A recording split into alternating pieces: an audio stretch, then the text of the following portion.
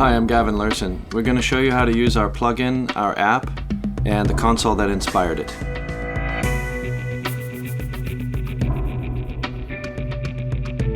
Over the years, I have developed a starting point, let's say, of where to go with different genres of music. So what I'm doing is I'm using this chain, and from there, I'm adjusting a little bit and a little bit. And in the plugin and the app, what we've given you is that, so that you only have to do that little bit of adjusting. And this goes back to my early teachings when the emphasis was on how to play back a mix, and the EQ in the tape curve was set. The philosophy behind this workflow is that you're monitoring through everything happening at once, and all the processes are interrelated, enhancing each other. What we've done with our console is we've given presets with the modules already in place and a few settings to give you a starting point.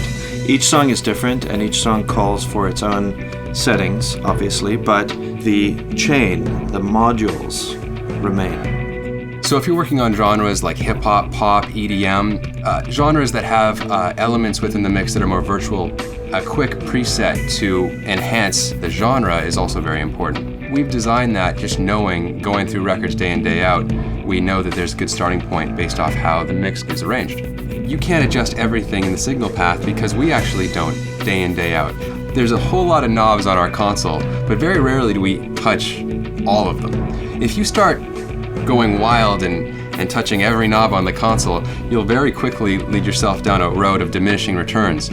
There's a sound and there's a flavor to what we do, and we've built that into this plugin. This software has been designed in such a way that the order of operations are locked in to keep you on target. So that the artistic freedom comes in at the later stage, once you've got the impact, and adjusting a little bit here and a little bit there to bring the music home.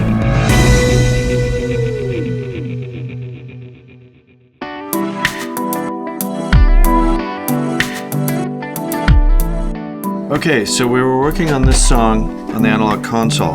On the plugin, you'll notice that I've selected pop rock, and this is the chain that mimics the chain that I was using on the analog console. In determining what I'm going to do with this song on the plugin, I'm going to be very careful about how I select the input gain and the makeup gain at the end. This is what determines how hard the console works and how much push I'm going to get and how visible the sound is going to be in the processing. So, being of the less is more philosophy and making it sound like I was never there, I'm going to be very careful in terms of how I push this input gain and how much I want this console to work. I don't want it to work too hard, but I want to work it enough that I'm getting the color and the flavor and the style and the feel of what happens on the analog console. I'm then going to adjust the makeup gain at the end to determine the overall level of the export, and that will be what the fans get at the very end. Alright, so we have a finished mix and now we're ready to master. We're going to open up our Lurssen Mastering Console, and you'll notice right here in the middle of the console that we have a bypass and in switch. And we're going to start in bypass so we can listen and monitor the mix completely unprocessed. This is the raw mix, so I'm going to press play right here. And I'm going to click here to our waveform display so we can follow along. You can see the playhead moving as we listen. And the VU meters are showing activity, but we're still only monitoring and seeing the VU meters as they're showing without any processing at all. And what we want to do now is pick a style that's going to give us a good starting point and where to go. So I'm going to pick pop rock by clicking on the style here, pop rock. And I'm going to click over to this window right here, which shows us the modules in the chain. And you'll see we have a tube equalizer, a solid state equalizer, a tube limiter, which is more of a modern type of tube limiter, a solid state deesser that can be thought of as a high frequency limiter to limit the high frequency information of the processing, and also a solid state compressor at the end of the chain. And they're in that order right now with pop rock. And now I'm going to click in. And you'll see that the VU meters are now showing a little bit more level, and we're monitoring the processed mix. You'll see here at the bottom of the screen, there's also an EQ, which is actually the tube equalizer, but it's right here in the front, and no matter where you're looking on the console, meaning if you click to waveform display or the module display, this is always here at the helm. you'll notice that all frequencies are automatically boosted from low, low mid, mid, and high, but in reversed smile curve as an arc. And that is EQ'd in such a way to actually create a sort of flat, but with color, because the natural compression of the chain creates a smile face curve, and this reverse smile face curve is EQ'd in such a way to correct that. But the EQ works hand in hand with the compression. So it all works as one process, and that's what we do here on the console. We EQ into the compression the same way that's shown here on the virtual console, as we're listening how the EQ affects the compression and how, in turn, the compression affects the EQ. Now let's explore some other styles. I'm gonna hit stop right here, and then I'm gonna go to style and go down to hip hop. And you'll notice as soon as I do that, the tube limiter was no longer in the signal path, and that's not by accident. That is done in such a way to let these hard-hitting transients like 808s and claps through in a musical way.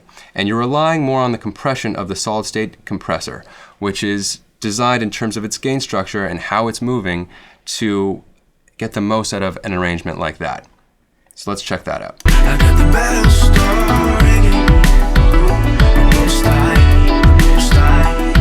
Walk with me all the time.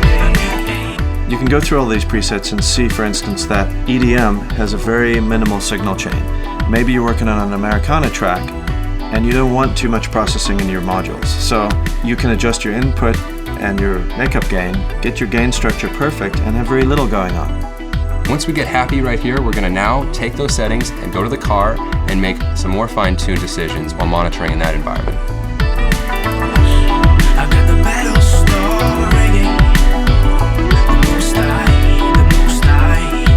walk with me all the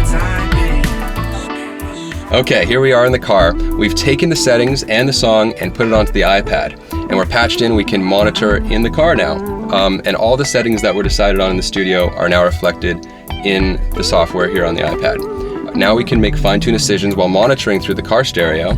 And once we're happy, we can take those settings and pipe them right back to the studio and fine-tune from there. Hustle every day and night. I'm out, Jose, back with C, trying to get that nickel, searching for the cheese. I'm not the only kid in the Gassi who knows that. Up until now, artists and producers have been bound to only checking the work in the car, but not actually able to make adjustments while monitoring through the car. So it eliminates the guess and check scenario, and you're able to actually make fine-tuned decisions while monitoring through your car system, which is often the most familiar reference point for music makers.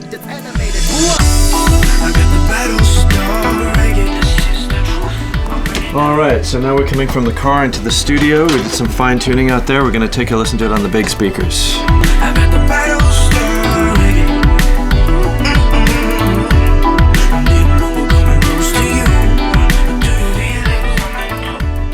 We put a lot of pride and care into this product, and we really hope you enjoy using it in the multiple environments that you're able to.